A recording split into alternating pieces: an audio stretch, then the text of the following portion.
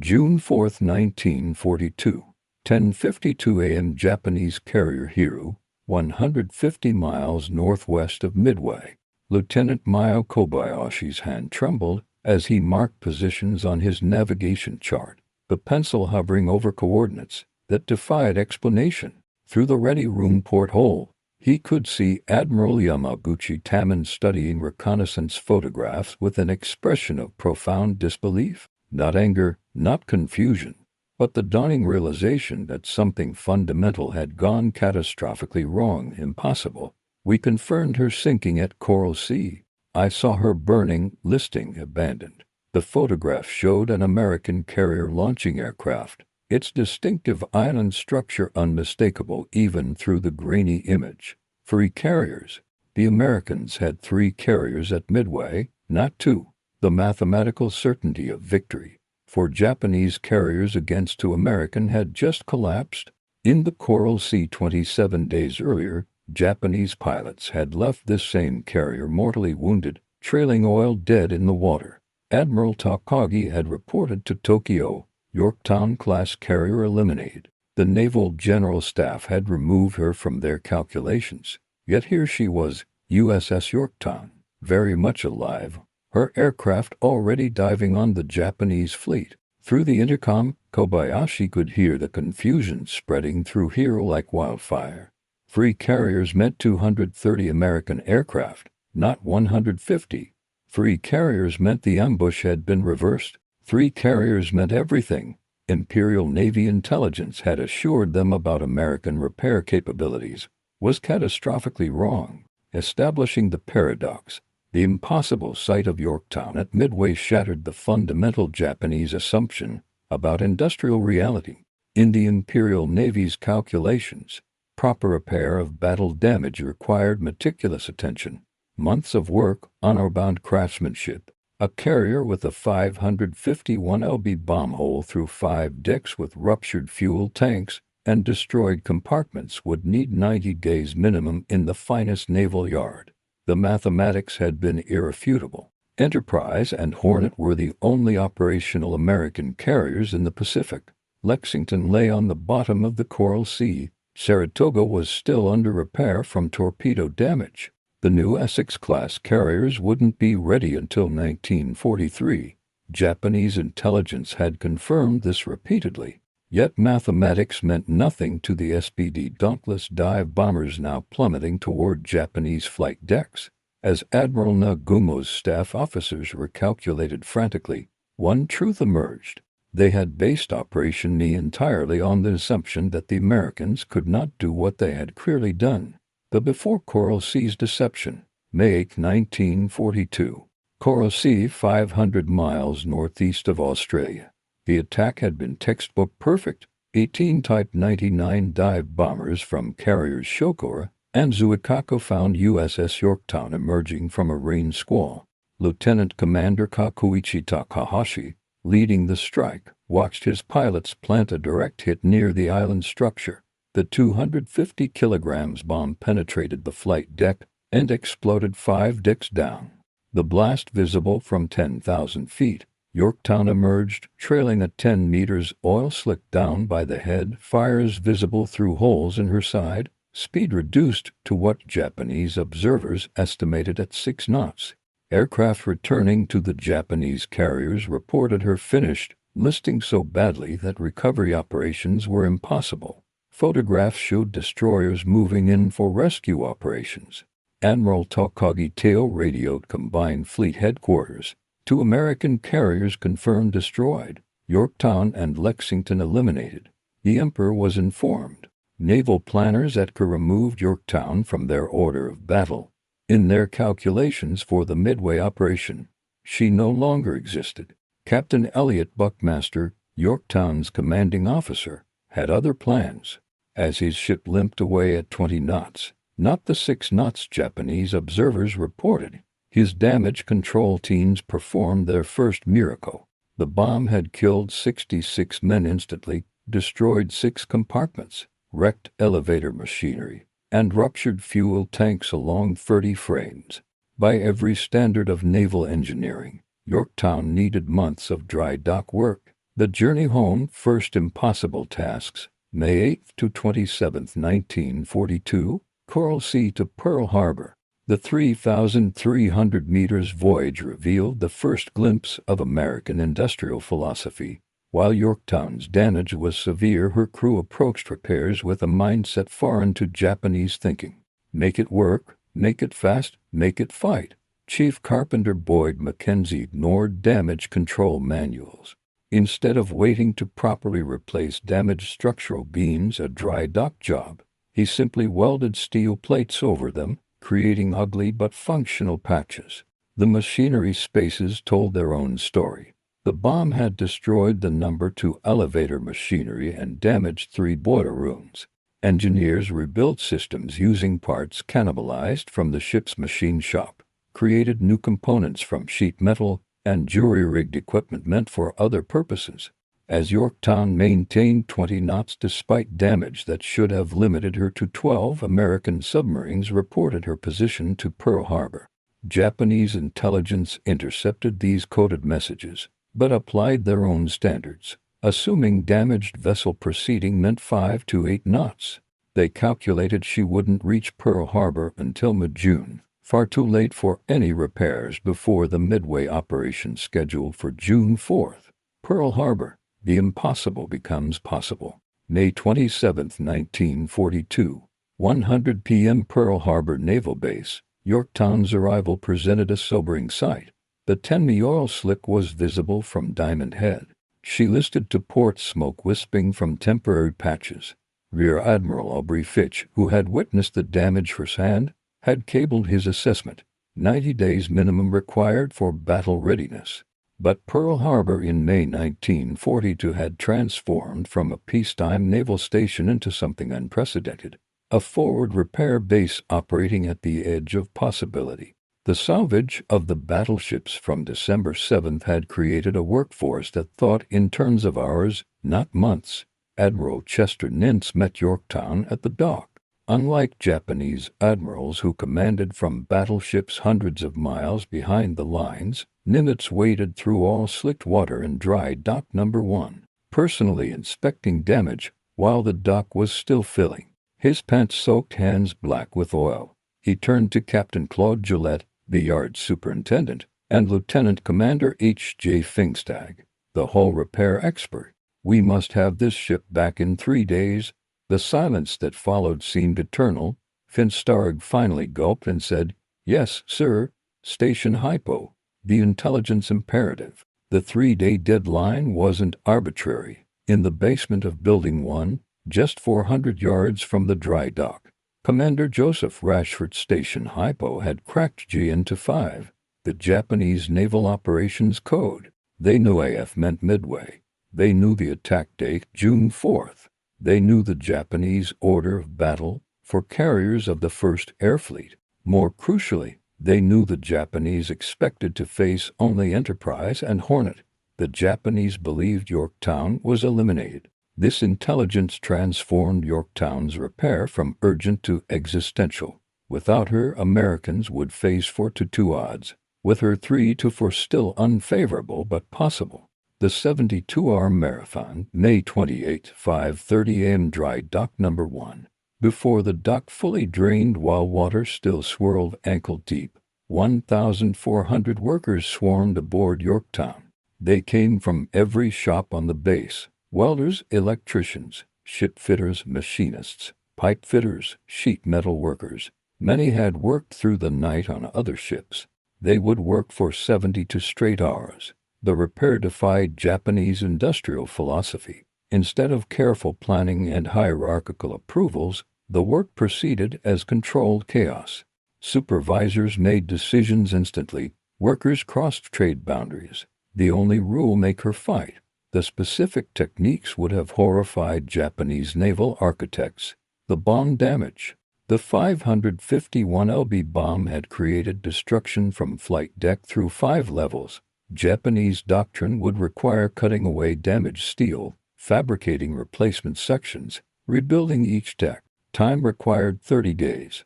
Pearl Harbor's solution: leave damaged structure in place, weld massive plates over everything, Shore weakened areas with wooden beams from construction sites. Time 18 hours. The fuel tank's near misses had ruptured tanks along 30 frames, contaminating fuel supplies. Japanese protocol demanded draining, cleaning, inspection, individual repair. Time 2 weeks. American solution: pump out contaminated fuel, seal ruptures with quick hardening cement meant for runway repair, weld plates over everything, ignore tanks to damage for quick repair. Seal them completely. Time 11 hours. The machinery: 3 boiler rooms damaged, superheat capacity reduced 70%, maximum speed limited to 27 knots instead of 32.5. Japanese standards required complete replacement. Pearl Harbor's approach: ignore the superheaters entirely, accept speed reduction, focus on basic function. Time 14 hours. The worker's reality. Electrician Lewis Walters, 21 years old, later recalled, "We didn't have time for proper repairs. We ran cables over decks instead of through conduits. We welded plates over holes instead of replacing damaged sections. Everything was temporary, ugly, but functional. The arithmetic of the repair: 20 tons of steel plate welded, 35 miles of electrical cable strung, 400 tons of contaminated fuel pump out, 3 demolished compartments sealed off, continuous arc welding drawing so much power it caused rolling blackouts across Oahu. Workers ate while welding, slept in 15-minute shifts against bulkheads. When welding consumed so much electricity that hospitals lost power, Oahu civilians accepted rolling blackouts without complaint. When the yard needed lumber, construction companies delivered without paperwork. The hull repairs defied naval architecture principles. Ruptured seams were wedged with wood covered with steel plates and welded solid, creating what one engineer called a metal scab. Electrical repairs abandoned all pretense of proper procedure. Cables were strung along decks, through hatches, across ceilings. The departure: May 30, 1942. 9 o'clock a.m. Yorktown departed with shipyard workers still aboard, continuing repairs as she gathered speed. These workers would leave the ship as she cleared the harbor. The air group assembled on her flight deck was itself testament to adaptability. Bombing Squadron 3 from USS Saratoga. Torpedo Squadron 3 cobbled together from survivors. Fighting Squadron 3 combining pilots from 3 different squadrons who had never operated together. As Yorktown cleared Pearl Harbor, the workers who had performed the impossible lined the docks. Chief Hull Technician Fingstad would later say, "We sent her out looking like a fighter who'd been patched up between rounds. She wasn't pretty, but she could still throw punches." Point Luck Rendezvous, June 2, 1942. 325 miles northeast of Midway when Yorktown joined Enterprise and Hornet at Point Luck. The other carrier's crews were Sten, Commander W.D. McCluskey, Enterprise's air group, who commander later wrote, "We knew Yorktown had been damaged at Coral Sea. We expected maybe she'd limping as reserve. Instead, she was launching aircraft, running flight operations, looking ready for battle." Admiral Frank Jack Fletcher, commanding from Yorktown, understood something crucial. Yorktown's presence wasn't just about adding aircraft. It was about shattering Japanese assumptions. In his final briefing, Fletcher told his staff, "The Japanese have planned this operation for months, every detail calculated for facing to carriers. When our aircraft appear over their fleet, that certainty dies." Japanese confidence. Aboard flagship Akagi, Admiral Nagumo Chuichi conducted final preparations with absolute confidence. For carriers, Augie Kaga Soryu, here with 248 aircraft against 2 American carriers with 150 aircraft. Veterans of Pearl Harbor against Americans who had yet to win a carrier battle. Captain Minoru Genta, Nagumo's air operations officer, had wargamed every scenario. Even if Americans achieved surprise, Japanese pilot superiority and numerical advantage would prevail. The only variable that could change the equation would be a third American carrier, and intelligence confirmed that was impossible. Yorktown was dead. Commander Mitsuo Fuida, who had led the Pearl Harbor attack, was sick with appendicitis, but remained as observer. Years later, he would write, "Our entire plan rested on intelligence that the Americans had two carriers, not approximately two, not possibly three, exactly two. If wrong, everything was wrong." June 4th, the shattering. For 30 Japanese carriers launched 108 aircraft against Midway. The morning began according to plan. Nagumo held 108 aircraft in reserve for the American fleet, confident in his trap. 7:10 a.m. Japanese scout plane reports. American carrier sighted. One carrier was expected.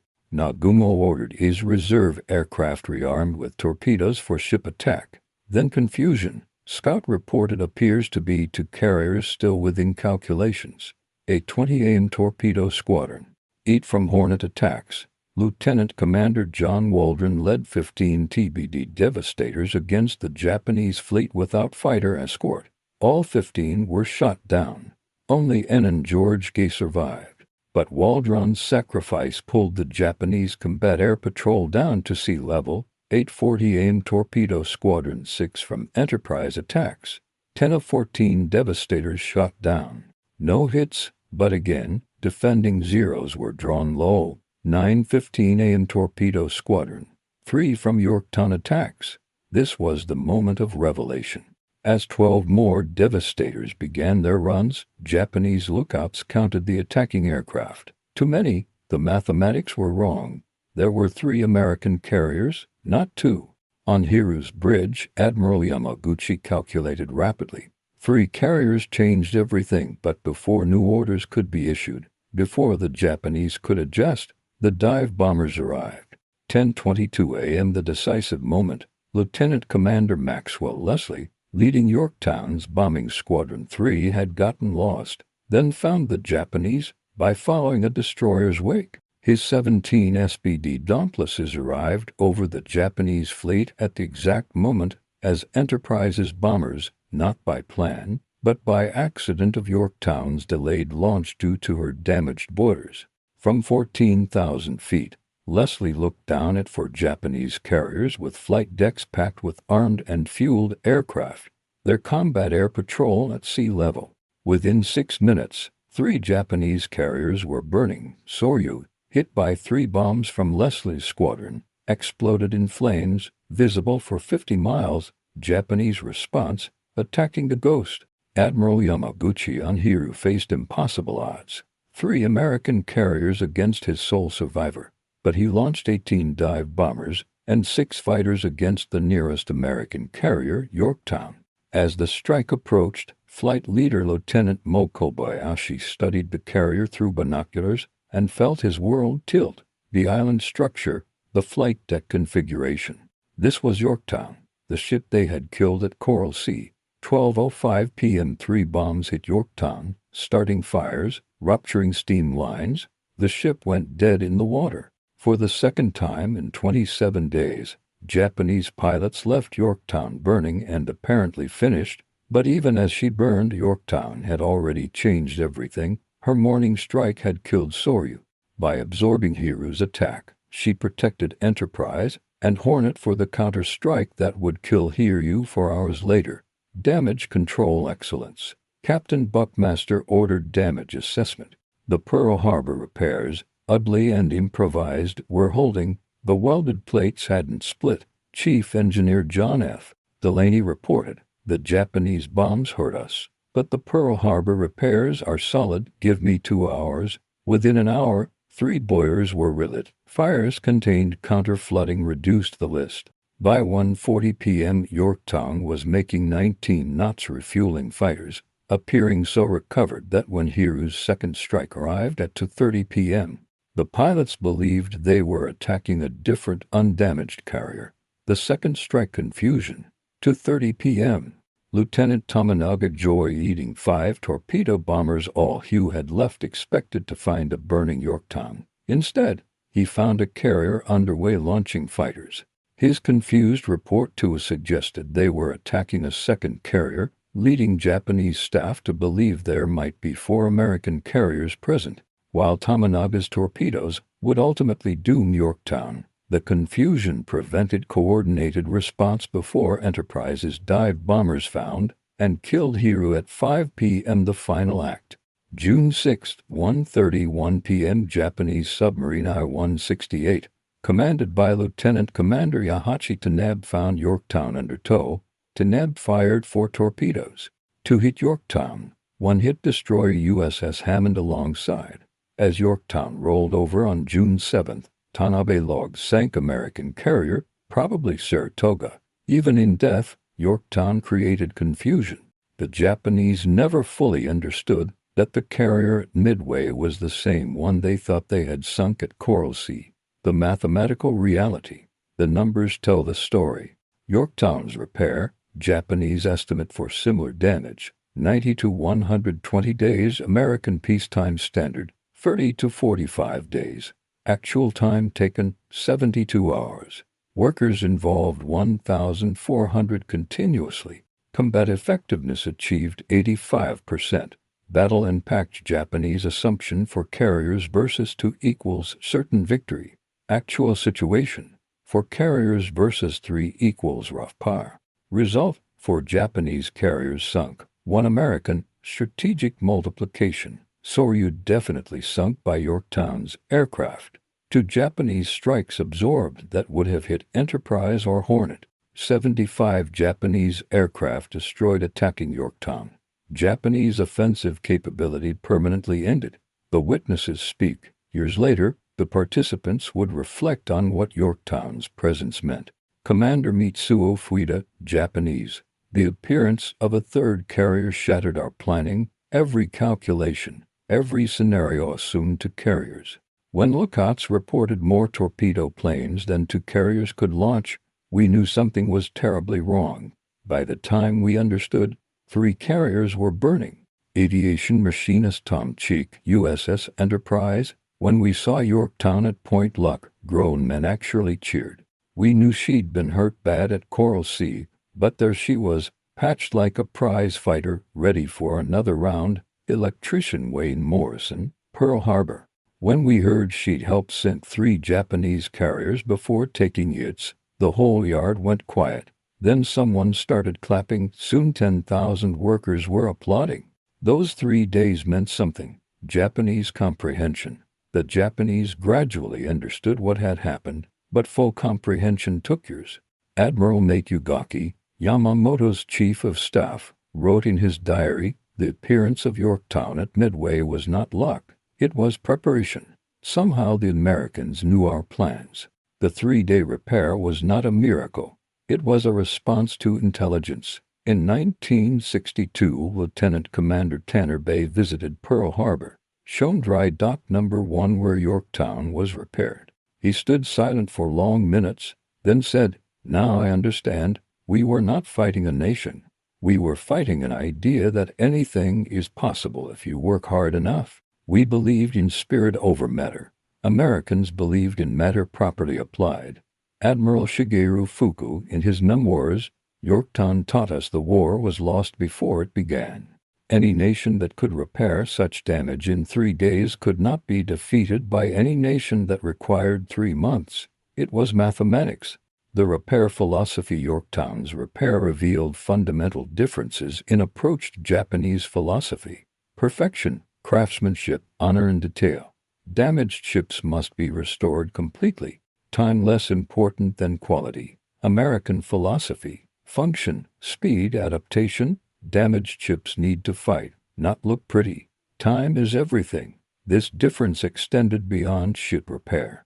Japan built exquisite aircraft, perfectly engineered, handcrafted. America built good enough aircraft by thousands, each interchangeable, repairable with whatever was available.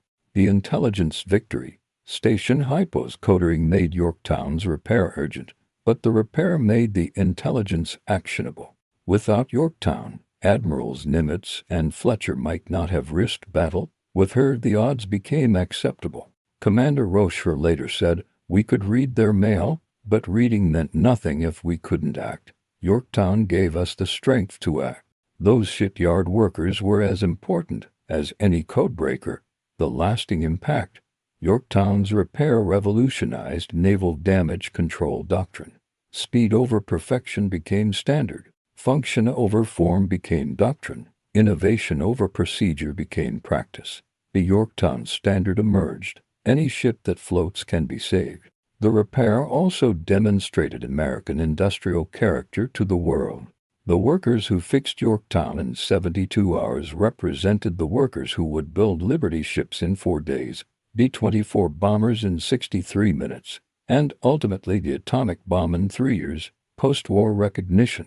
In 1985, surviving Pearl Harbor workers met with Yorktown veterans in Hawaii for the battle's anniversary. Lewis Walters, the electrician who had strung cables for 72 hours, met Tom Lee, a gunner whose battle station depended on those cables. "Your wiring saved my life," Leah said. "When we took the first bomb hit, primary power failed, but your backup cables kept my guns firing," Walters replied. "We knew boys would depend on our work. Every weld, every wire, every patch, we imagined someone's son needing it to work." Admiral Nintz's assessment. After the war, Admiral Nintz provided the definitive evaluation. The 3 days Yorktown spent in Dryden may have been the most important 3 days of the Pacific War. Not because of the repair itself, remarkable though it was, but because of what it represented. American democracy mobilized, American workers committed, American industry unleashed. The Japanese came to Midway expecting to fight the America they imagined slow, soft, divided. Instead, they met the America that existed, fast, tough, united. Yorktown was the proof. A ship they knew they had crippled appeared whole. When Japanese pilots saw Yorktown's aircraft over their carriers, they saw more than planes. They saw American will made manifest. They saw the future. A world where industrial might and human determination could overcome any challenge. The workers who repaired Yorktown didn't just fix a ship. They demonstrated a national characteristic that would win the war. In those 3 days, Pearl Harbor's workers proved that in America, impossible was just another word for not yet done. The numbers that define victory. The final accounting reveals the mathematical truth. Investment, 72 hours of labor. 1,400 workers, to 0.2 million in materials, 3 days removed from other projects. Return. 1 Japanese carrier definitively sunk by Yorktown's aircraft. 2 Japanese strikes absorbed. 322 Japanese aircraft destroyed in battle. 357 Japanese personnel killed. Japanese offensive capability ended permanently. Demonstration. American repair capability exceeded Japanese estimates by 3,000%. Validation of rapid repair philosophy. Creation of new damage control standards. Inspiration for accelerated production throughout American industry. The enduring question for the Japanese. One question remained. How did Americans know to repair Yorktown so quickly? How did they know Midway would happen on June 4th? The answer. American couriers were reading Japanese messages in real time wouldn't be revealed for decades. But even without knowing about the coding, the presence of Yorktown at precisely the right moment should have told them everything. The Americans knew their plans completely. Modern legacy. Today's U.S. Navy still teaches the Yorktown lesson. Speed matters more than perfection. Adaptation beats planning. The enemy won't wait for perfect repairs. Modern damage control doctrine emphasizing rapid restoration over complete repair traces directly to Yorktown's 72 hours in dry dock. Every sailor learns the story. Every damage controlman knows the standard. Captain Buckmaster's summary. Yorktown's commander provided perhaps the best summary. The Japanese expected us to follow rules. Their rules about how long repairs should take. But we're Americans. We don't follow rules. We make them up as we go. Our rule was simple. Yorktown fights at Midway. Those workers at Pearl Harbor didn't perform a miracle. They performed American industrial democracy. Messy, improvised, imperfect, but unstoppable. They fixed my ship any way possible. It wasn't pretty, it wasn't proper, but it was ready. When we sailed on May 30th, Yorktown wasn't the ship she'd been before Coral Sea. She was something new, part original, part improvisation, part determination. She was America itself, damaged but not defeated, patched but not broken, ready to fight. The Japanese at Midway met more than 3 carriers. They met American well-made steel, and it all started with 72 hours in a dry dock when impossible became inevitable. Conclusion: the lesson of 3 days. USS Yorktown lies 16,650 feet below the Pacific surface, discovered by Robert Ballard in 1998. She rests upright, her battle damage still visible. The Pearl Harbor repairs can still be seen. Welded plates, patched holes, ugly but functional fixes that got her to Midway. At Pearl Harbor, a plaque at Dry Dock Number 1 reads, "Here in 72 hours American workers performed the impossible, repairing USS Yorktown for the Battle of Midway." Their labor changed history. The Japanese had awakened a sleeping giant at Pearl Harbor. At Midway, they discovered what that giant could do when fully awake: repair the impossible, achieve the unthinkable, appear where no one expected. Lieutenant Commander Tenabe, who delivered Yorktown's death blow, understood too late what he had faced. "We thought we were fighting ships and planes. We were actually fighting an idea that nothing is impossible for those who refuse to accept impossibility." The workers who performed the impossible repair remained largely anonymous. No medals for welding, no recognition for running cable, no glory for patching steel. They returned to their work, repairing other ships, winning the war one repair at a time. But their 72 hours changed history. In proving Yorktown could be repaired in 3 days, they proved America could do anything. In sending a patched carrier to Midway, they sent a message to the world. American industrial might wasn't just about production. It was about will, innovation, and the absolute refusal to accept defeat. Yorktown's appearance at Midway was more than tactical surprise. It was proof that in the arsenal of democracy, the most powerful weapon wasn't the bomb or bullet. It was the American worker with a welding torch and 3 days to do the impossible. And they did it. The story of USS Yorktown's resurrection stands as eternal testimony to what free people can accomplish when they work together with common purpose. In just 72 hours, American workers didn't just repair a ship. They demonstrated that determination and ingenuity could overcome any obstacle, that function mattered more than form, that tomorrow's battle mattered more than yesterday's procedures. The Japanese commanders, who expressed shock at seeing Yorktown at Midway, witnessed more than one repaired ship. They witnessed the future, a world where industrial democracy would triumph over military aristocracy, where problem-solving would defeat rigid thinking, where workers choosing to give their all would overcome workers forced to obey. Yorktown went to the bottom on June 7, 1942, but what she represented rose from those waters and shaped the remainder of the war. Every rapid repair, every impossible deadline met, every problem solved through innovation rather than procedure, all traced back to those 3 days in May when 1,400 American workers proved that impossible was just the starting point. The ghost ship that haunted Japanese pilots at Midway wasn't supernatural. It was something far more powerful, proof that American democracy, fully mobilized, could accomplish anything. The workers didn't know they were making history. They only knew they had a job to do and 3 days to do it. In those 3 days, they didn't just repair a carrier. They proved a principle that would carry America through the war and beyond. That free people working with common purpose can achieve the impossible. That principle, welded into steel and sent to sea, helped turn the tide of history at Midway. It remains America's secret weapon still, not advanced technology or vast resources, but the simple belief that any problem can be solved if you work hard enough, smart enough, and fast enough. The Japanese never understood this until too late. They measured time in months, while Americans measured it in hours. They pursued perfection while Americans pursued victory. They followed procedures while Americans followed necessity. In the end, 3 days in a dry dock determined the fate of the Pacific. 3 days that proved the arsenal of democracy's greatest weapon was neither arsenal nor democracy alone, but the combination of both. Free workers choosing to do the impossible, and then doing it.